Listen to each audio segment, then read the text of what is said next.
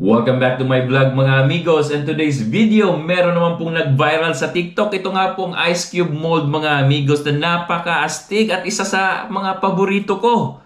At para masubukan natin itong produkto ngayon mga amigos, nag-order ako online at ito nga po dumating na po kanina mga amigos. Ayan po, ito po yung ice cube mold. So made from rubber at saka plastic po mga amigos. Pagbubuksan nyo, ayan po. Pag isasara natin, magiging hugis bilog po yung yellow natin mga amigos or yung ice natin.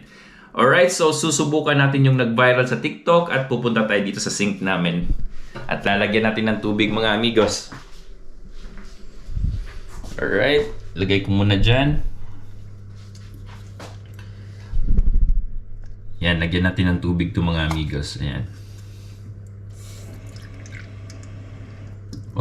Konti lang.